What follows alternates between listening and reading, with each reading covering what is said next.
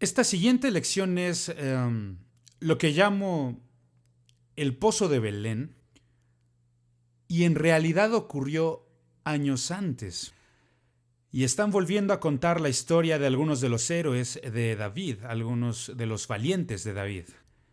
Y esto ocurrió durante la época del rey Saúl, cuando Saúl estaba intentando matar a David y cuando está ocultándose en la cueva de Adulam.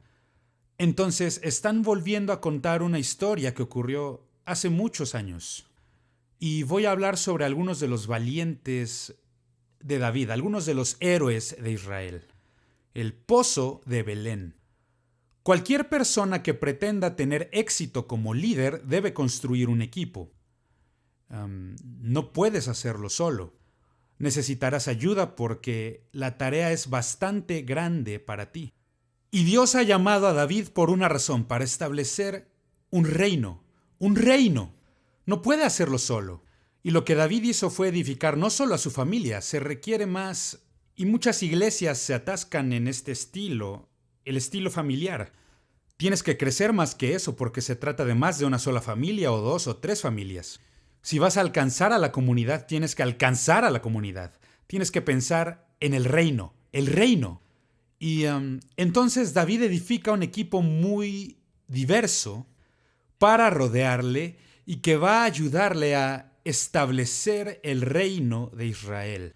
Y cabe señalar que David no solo aceptó a israelitas, también aceptó a filisteos, aceptó a diferentes personas. Creo que este es uno de los aspectos únicos para David, porque Israel nunca se convirtió en una nación misionera.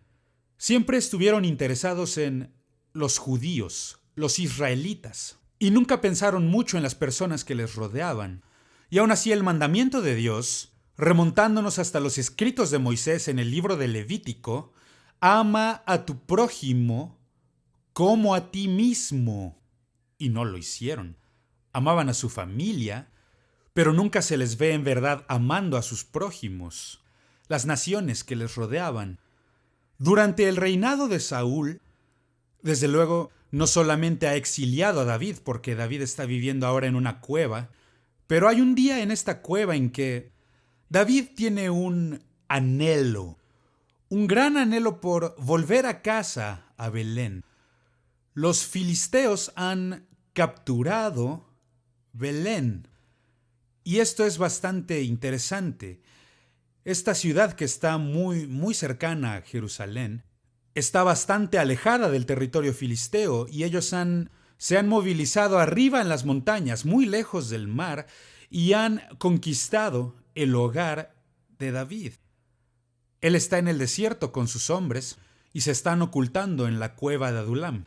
Y un buen día, y este es solo un líder que está hablando aquí, yo no creo que su intención era que sus hombres hayan hecho nada en realidad. Yo he estado yendo a Chiapas, México, muchísimos años, 45 años, y tengo que ser muy cuidadoso con todo lo que digo y lo que hago, porque todo lo toman como si fuera palabra de Dios, y a veces son solo palabras. A veces solo estoy pensando y estoy tratando de procesar algo, y tengo que ser muy cuidadoso, y eso es lo que ocurre con David aquí. Yo no pienso que él estuviera dando alguna orden, no tenía intenciones de que sus hombres hicieran algo, pero David está anhelando por la vida que él tenía en Belén, cuando la vida era más simple. Y él simplemente dice: oh, si alguien me diera a beber un poco del agua del pozo de Belén. Solo un simple anhelo de su corazón. Sin embargo, sus hombres lo escucharon cuando dijo esto. Y entonces 3 de sus hombres se levantaron y tuvieron que atravesar las líneas filisteas enemigas para llegar al pozo de Belén, sacar un poco de agua, volver a atravesar las líneas enemigas de los filisteos, ir con David y darle a beber de su agua. Vaya, qué historia, con razón siguen hablando de esto. Y ya han pasado muchísimos años. Lo que estos hombres hicieron para darle a su líder un poco de agua del pozo de Belén. Veamos qué podemos aprender de esta historia. Lo primero es, yo le llamo un llamado a la sencillez. Porque David está pensando de cuando él era un niño, cuando era un pastorcillo para su padre, y de cuando cuidaba las ovejitas y regresaba a casa y ahí estaba el pozo de Belén. Pero la vida se complica bastante, ¿sí o no? Es decir, ahora no eres solo tú, sino que eres tú y tu esposa. Y después no son solo tú y tu esposa, sino que son tú, tu esposa y tus 4 hijos. Y luego está lo que llamamos la familia política. Todos los cuñados y el suegro y la suegra también. Es decir, la vida se puede complicar bastante y de repente ya no eres tú nada más. Eso es lo que le está ocurriendo a David. David recuerda cuando era solo un niño y ahora es un hombre. No me daba cuenta lo bueno que era el hogar. No me daba cuenta lo buena que era la vida. Poder venir al pozo de Belén y tomarme un trago de agua y es un llamado a la sencillez. Ahora, creo que hay ocasiones en que debemos detenernos y reevaluar nuestras vidas. Debemos detener algunas de las cosas que estamos haciendo para poder simplificar todo Pero las cosas nunca volverán a ser como cuando eras joven. Nunca será como cuando eras un niño o una niña. El pastorcillo que está cuidando a las ovejas de su padre. Pero ahora la vida se ha tornado bastante complicada para David. En lugar de ser solo ovejas, su vida está llena de reyes, con soldados enemigos, con ejércitos. La vida puede volverse tan complicada. Y desde mi perspectiva de la vida puedo asegurarte, exactamente así es como pasa. Se pone más y más complicada. Ahora en el ministerio yo comencé siendo un niño predicador. En todo lo que pensaba era sacar un mensaje y predicárselo a las personas y de repente quedas en posiciones de liderazgo en que eres responsable de tantas personas jóvenes y ahora tengo que pensar en este grupo y luego te conviertes en un pastor de una iglesia y que Dios tenga misericordia de mi alma. Pienso en lo que Pablo decía cuando hablaba sobre todas las cosas que venían sobre él. En 2 de Corintios capítulo 12 dice, y encima de esto, el cuidado de todas las iglesias que tengo sobre mí a diario. Recibí un mensaje de México esta semana y uno de mis Timoteos, uno de mis hijos espirituales, acaba de adquirir un edificio nuevo, una bodega.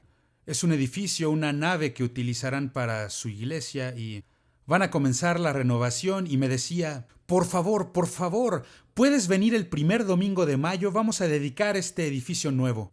Y de alguna manera tengo que idearme la forma en que pueda llegar a Ciudad de México y ayudarle, porque es mi hijito, es uno de mis Timoteos y la vida se vuelve tan complicada. Es lo que David está diciendo. Es un llamado para la sencillez. Hay un segundo llamado que quiero que veamos. Un llamado al refrigerio. Él está en el desierto. Es ahí donde se localiza la cueva de Adulam. También podemos encontrar la palabra yermo, pero la mejor palabra para describirlo es desierto, un lugar desolado. Entonces el lugar donde está la cueva es un lugar muy sucio, donde hay rocas, es un lugar seco y muy desierto. Entonces en este lugar, David se encuentra sediento. La vida puede ser agotadora mientras transcurre. David está experimentándolo. Oh, si alguien me diera a beber un poco del agua del pozo de Belén. Está tan caluroso y estoy tan sediento. Si tan solo pudiera beber un poco, y es tan solo un anhelo, es un deseo, no es una orden. Es solamente David diciendo, desearía poder beber. Recuerdo lo deliciosa que era el agua sacada de ese pozo de Belén. En verdad desearía poder beber un poco de esa agua. Ahora, mientras lo está recordando, recuerda lo delicioso que sabía. ¡Qué refrescante! Ahora escúchame con mucha atención. Gracias a Dios por los buenos recuerdos. Maravillosos. Hay cosas que, sin duda, nos bendicen. Gracias a Dios por ello. Pero nunca serás capaz de regresar a ellas otra vez.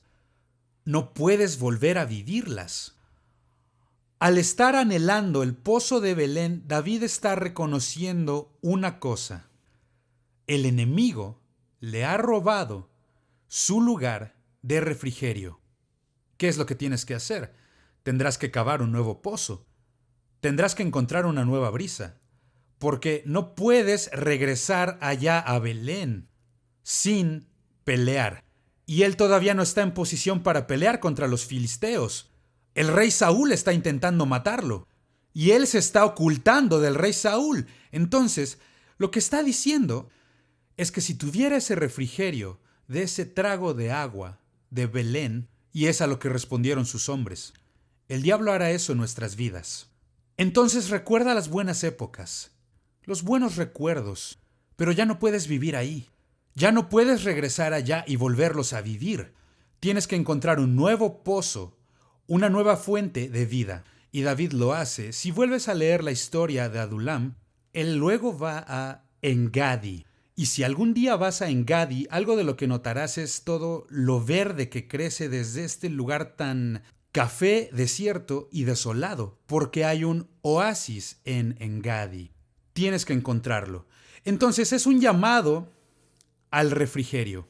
Un llamado diciendo, desearía que alguien refrescara mi alma. Lo tercero que quiero mencionar es un llamado a la liberación.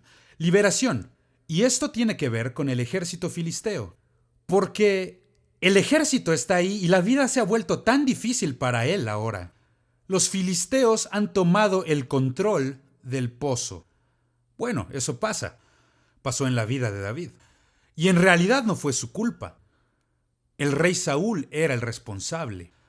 Pero Saúl había permitido que el enemigo entrara, y no solo que capturara Belén, sino que también capturara el pozo. Y eso está diciendo David. Es un llamado a la liberación. Un llamado. Desearía que tuviéramos la habilidad para destruir a nuestros enemigos, para que pudiéramos entonces recapturar este pozo. Es una advertencia para nosotros. No permitas que el enemigo controle los pozos de tu vida.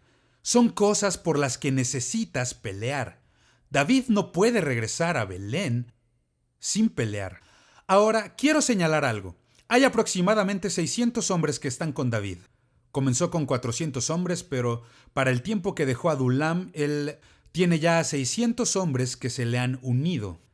Están observándole para ver qué es lo que va a hacer ahora. Como ya dije, los líderes viven en casas de cristal. La gente les observa, les observa. Lo que los líderes en realidad hacen se convierten en los enlaces de las personas, y estoy hablando de líderes espirituales como pastores y personas que están en posiciones en las iglesias.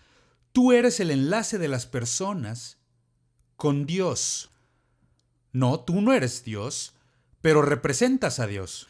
Y ellos van contigo para que les ayudes con sus problemas espirituales. Y aun si David tiene la unción de Dios sobre su vida, el enemigo aún tiene el control del pozo. Sus hombres están observándole para ver qué es lo que va a hacer al respecto. Permíteme contarte una historia para ilustrar esto. Cuentan la historia de un rabino que ya estaba grande de edad en la ciudad de Nueva York, y me parece que ya tenía 80 años y, por supuesto, uno de sus sueños era regresar a Jerusalén. Entonces sus hijos querían llevarlo de vuelta a Jerusalén antes de que ya fuera incapaz de viajar más. Entonces consiguen ponerlo en primera clase en el avión y vuela de regreso a Jerusalén. Los hijos están volando en los asientos de atrás de la clase económica, pero continuamente están yendo a revisar cómo está su papá. Padre, ¿necesitas un poco de agua? Padre, ¿necesitas algo de comer? Constantemente están yendo a revisar cómo está. Y hay un ateo que está sentado junto a este rabino. Bueno, es muy obvio. El rabino es un líder judío, entonces el ateo comienza a causarle toda clase de problemas. Está burlándose de su religión y burlándose de su Dios y burlándose de su fe en Dios. Y solo intenta discutir con el viejo rabino. Por fin, después de un rato, Los hijos del rabino llegan para preguntar: ¿Hay algo que necesites, padre? ¿Podemos ayudarte? ¿Hay algo que desees? Y entonces el ateo voltea con el viejo rabino y le dice: solo hay una cosa que puedo decir por usted. ¿Cómo desearía que mis hijos me respetaran tal como sus hijos lo respetan a usted? Mis hijos no muestran ninguna clase de respeto. Y el viejo rabino le contesta: yo soy el enlace de mis hijos con Dios. Yo les enseñé a orar. Yo les enseñé la palabra de Dios. Yo les enseñé quién es Dios. Yo soy su enlace con Dios. Ahora, para usted, siendo un ateo, usted es el enlace para sus hijos con un mono. Esto sí que lo ilustra bastante bien. Porque él no cree en Dios, en lo único que cree es en la evolución. Y le dice: usted es el enlace de sus hijos con un mono, con un orangután. Ahora, esta es una de las cosas que he descubierto y es una de las cosas que más peso trae sobre mi corazón, sobre mi vida. Mientras reconozco que la gente me observa y yo sé que no soy Dios, soy solo un hombre, pero debo ser el hombre de Dios. Debo representarle. Y el mayor poder que tú tienes como líder es la influencia que tú tienes sobre las vidas de la gente espiritualmente. Te miran como su enlace con Dios. Puedes ayudarnos, puedes darnos una palabra de parte de Dios, puedes aconsejarnos, puedes orar con nosotros, puedes ayudarnos a creer. Es lo que David tiene que hacer por sus hombres. Ellos le observan porque saben que la unción de Dios está sobre su vida y están creyendo que Dios va a usar la vida de David para mejorar sus vidas. Entonces, cuando David dice: oh, si alguien pudiera darme a beber del pozo de Belén, habló muy profundamente a ellos. Ellos creyeron en él. Ellos no estaban siguiendo solamente a un hombre, estaban siguiendo a un hombre de Dios. Tus amigos te observan y luego ellos ayudan a determinar tu destino. David tenía 3 hombres que se habían convertido en sus hombres de élite. 1, 2 y 3 de su ejército. De entre los hombres poderosos, estos 3 fueron los que destacaron por encima de todos los demás y ayudaron a David a lograr establecer el reino de Israel. Ahora veamos lo que ellos representan. El primero de ellos es un hombre llamado Adino. Adino es uno de los 3 que responde a la petición de David, o cómo desearía tener un poco de agua del pozo de Belén. Y él logra cruzar las líneas enemigas para poder traer un poco de agua a David. Adino respondió con valentía. Y Adino hizo algo que ni siquiera David pudo hacer.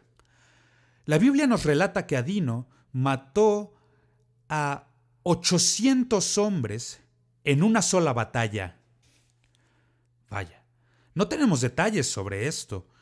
No tenemos detalle de dónde ocurrió, de cómo ocurrió. No sabemos cómo se desarrollaron estos eventos, pero sí conocemos que él acabó con 800 hombres en una sola batalla. El pueblo nunca olvidó lo que hizo Adino.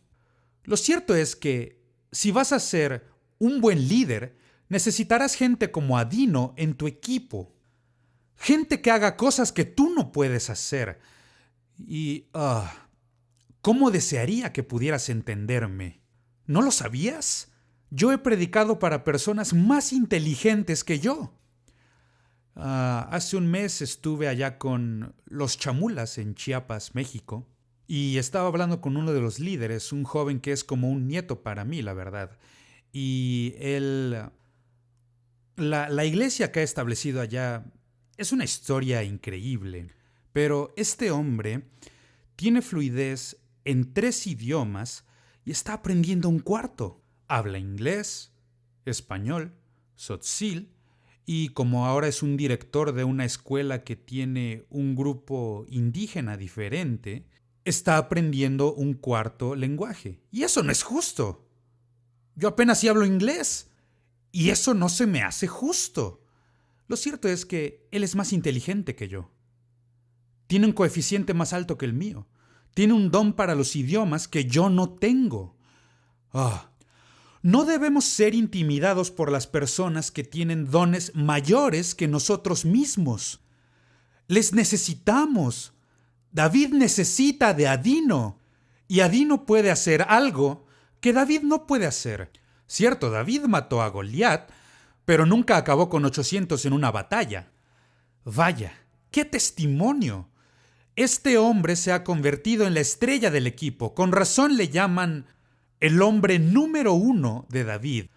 Cuando se trata de los héroes, habla de que estos 3 eran los mejores. El primero era Adino, pero también había otro. El segundo era un hombre llamado Eleazar, y de él decimos que respondió con lealtad. La lealtad es una palabra que hemos perdido en los Estados Unidos. Las personas ya no son leales. Básicamente viven por el principio de ¿qué has hecho por mí últimamente? Y si las cosas no van como ellos quieren, dan la vuelta y se marchan. Pero hemos perdido algo muy preciado en nuestra cultura. Lealtad. Ya soy lo suficientemente mayor, pero puedo recordar a mis padres, mis abuelos y, por ejemplo, mi padre. Él siempre manejaba un Chevrolet, o como decimos en Arkansas, un Chevrolet. Un Chevrolet. Y, ay Dios, yo no sé qué diría mi papá si descubriera que manejo un Toyota.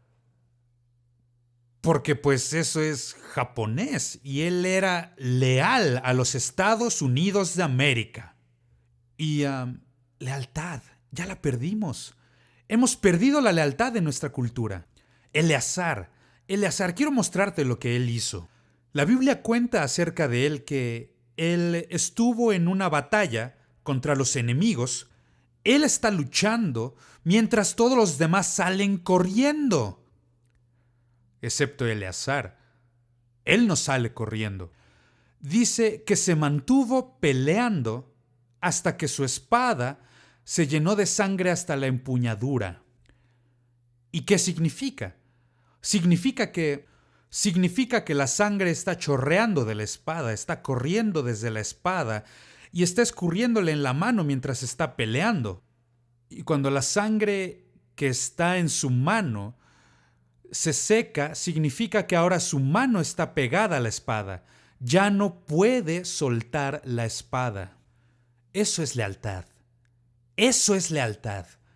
Que Dios nos dé gente así. Gente que en el ministerio me han preguntado muchas personas, ¿cuándo te vas a retirar? ¿De qué hablas cuando me voy a retirar? Esta no es una profesión, este es un llamado de Dios. Hay una gran diferencia entre ser un hombre piadoso y ser un hombre de Dios. Tienes que saberlo. Y mientras pueda ser efectivo, mientras pueda hacer lo que Dios me llamó a hacer, hasta mi último aliento yo seré un predicador. Para esto he nacido, tú tienes que estar pegado a ello. ¿Me doy a entender? Esto no es una profesión para que nos ganemos un cheque o un salario, no. Esto es un llamado de Dios. Eleazar, su mano estaba pegada a la espada. Él no podía soltarla. Y esto es similar a una historia que cuentan sobre un hombre que iba a tomar a una cabra por los cuernos y entonces toma a la cabra y la cabra es tan fuerte que comienza a llevarlo de aquí para allá y él comienza a gritar y a pedir ayuda. ¡Ayúdenme! ¡Sáquenme de aquí! Y esto es así cuando Dios te llama. Cuando respondes al llamado de Dios, toma el control de tu vida. Que Dios se vuelve el número 1 para ti. La victoria de Eleazar estaba completa. La Biblia dice que cuando los soldados israelitas dieron la vuelta y vieron lo que él había hecho para ganar, no había enemigo con quien luchar. Él los había aniquilado. Y dice que los israelitas le siguieron únicamente para repartir el botín de la batalla. Él había obtenido la victoria total. Con razón David logró varias de las cosas que se registran que hizo. Quiero darte al tercero. El tercer héroe se llama Sama. Sama respondió al llamado de David, y él es uno de los 3 hombres poderosos, de los héroes de David. Y él respondió al llamado con fidelidad. Permíteme mostrarte qué quiero decir. Muchos vieron el campo de batalla ese día y la Biblia dice que era un campo lleno de lentejas. Un campo de lentejas. Y para muchos, ese campo no era digno de pelearse. Pero Sama mira este campo y dice, no, este no es solo un campo de lentejas, es nuestra cosecha. Nuestra cosecha. Hemos trabajado duro por ella todo el año y si creen que vamos simplemente a regalársela al enemigo, y la Biblia dice que él se quedó en medio del campo de lentejas y se mantuvo peleando hasta que obtuvo la victoria total. Aquí hay algo más que Sama comprendió respecto al campo de lentejas. Él sabía que no era simplemente la cosecha, sino que la semilla que necesitarían plantar para el año próximo está contenida en esta cosecha.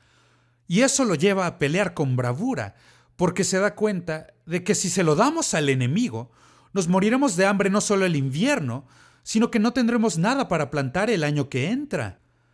Si piensas ser exitoso siguiendo a Dios y hacer lo que Dios te llamó a hacer, tienes que aprender a pensar a largo plazo.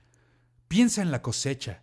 Piensa en el próximo año. Necesitamos semilla para plantar. Entonces, cuando la gente solo vio un campo de lentejas, eso no fue lo que vio Sama.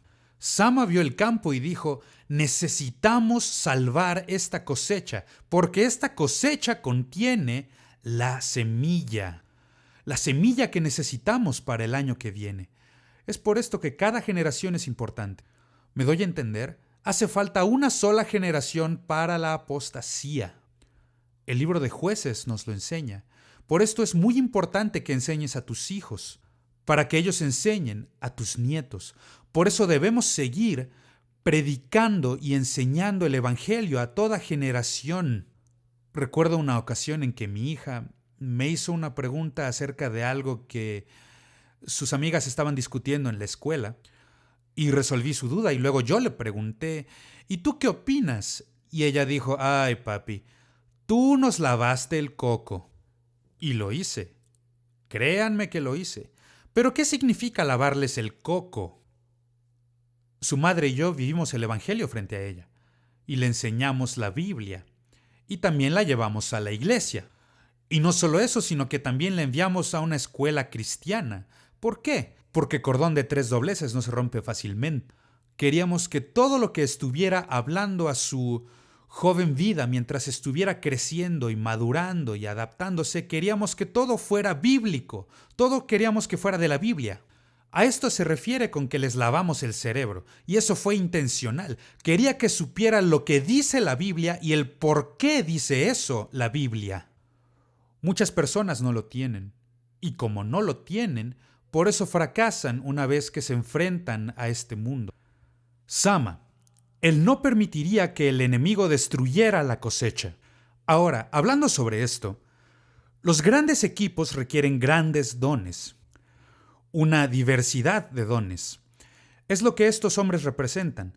No es solo un tipo, necesitas muchos tipos diferentes de personas. Los diferentes dones que las personas tienen, abrázalos. Una de las debilidades de muchas iglesias es que todos se parecen entre sí. Necesitamos tipos de personas diferentes, diferentes grupos étnicos. Necesitamos diferentes culturas porque así es como el cielo va a ser. El cielo es, no piense que, y esta es una de las cosas con las que me gusta bromear con la gente, yo les digo que Dios no es blanco. Solo 30% de la población es blanca, el resto son de otro color. Dios está por encima de esto. Dios creó blancos, negros, cafés, amarillos. Dios creó a todos. Y es una de las cosas grandiosas que el cielo tendrá. que tendrá una gran diversidad. Me encanta cuando lo experimento en una iglesia. David comprendió que lo que estos 3 hombres hicieron es algo que él no merecía. Le amaban de tal manera que ellos le habían ofrecido algo, pero lo que ellos habían ofrecido en realidad pertenecía a Dios. Y cuando Dios usa tu vida, vas a terminar experimentándolo. La gente te dará cosas que no mereces. ¿Y qué haces? Devuélvelas a Dios. Es lo que hizo David. Parece muy extraño para algunas personas. Se abren paso a través de las líneas enemigas, sacan el agua del pozo y entonces vuelven a pelear para poder regresar. Regresan con David y le ofrecen un poco de agua y David dice: yo no soy digno de esto. Solo Dios es digno de esto. Entonces él toma el agua y la derrama en el suelo delante de la presencia de Dios. Ahora muchos pensarán que él está desperdiciando el agua. ¿Cómo pudo hacer esto después de que ellos arriesgaran su vida? No, no está desperdiciando el agua. Está haciendo un altar. Está ofreciendo un sacrificio a Dios y está diciendo: yo no soy digno de este tipo de amor. No soy digno de esta clase de devoción. Eso es adoración. La adoración solo le pertenece al Señor. Entonces Él les apunta hacia Dios. Con razón ellos le amaban tanto. Con razón. Ellos lo habían visto ese día. Ellos sabían cómo habían peleado y lo que habían pasado. Se dieron cuenta. Él ha convertido esto en un acto de adoración.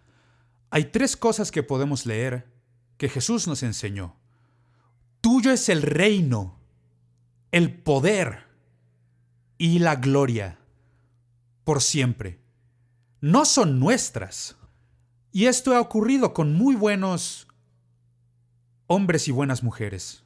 Comienzan a tomar estas cosas. Esto lo aprendí de un gran hombre de Dios que me enseñó esto hace mucho. E intento ponerlo en práctica desde entonces. Porque las personas vienen contigo con buenas intenciones, lo hacen de corazón. Y te dirán cosas como las siguientes: la palabra de Dios fue tan especial hoy. Cambió mi vida. Dios me ha cambiado. Y Dios me ayudó a través de su mensaje. ¿Sabes qué hacer? Vuelves a tu habitación y estando a solas, construyes un altar y haces una oración como esta: Dios, ¿recuerdas lo que esta dama dijo, la dama en el vestido amarillo que hoy... ¿Recuerdas lo que ella dijo? La palabra de Dios fue muy especial. Nunca había escuchado nada parecido. Cambió su vida. Ella no hablaba sobre mí. Ella hablaba sobre ti. Y construyes un altar y ofreces lo que ella dijo. A Dios. Tienes que hacer esto. Porque si no lo haces, comienzas a exaltarte en tu propio orgullo. Y eso puede destruirte. David tomó el agua y la derramó ante el Señor. Es un sacrificio. Es un altar que construye ahí ese día. Porque Él dice: nadie merece adoración sino solo Dios. Y se lo entrega todo a Dios. Que Dios nos enseñe esta lección. La lección es: nunca toquemos la gloria de Dios. No nos pertenece. Y cuando las personas nos ofrezcan cosas, como estos hombres ofrecieron a David, entendamos: no lo merezco. No soy digno de esto. Entonces tómalo y conviértelo en una experiencia de adoración. Y la entregas al único que tiene derecho a recibirla. Pertenece a Dios. Es lo que David está haciendo. Algunas personas lo consideran extraño, pero no lo es. David conoce el corazón de Dios y sabe que él no es digno de lo que estos hombres han hecho, arriesgando sus vidas por él para darle a beber agua. Entonces, cuando esto ocurra en tu vida y Dios use tu vida en gran manera, nunca dejes de dar la gloria a Dios. Construye un altar. Toma lo que sea y conviértelo en un acto de adoración. Si lo haces, Dios continuará usando tu vida.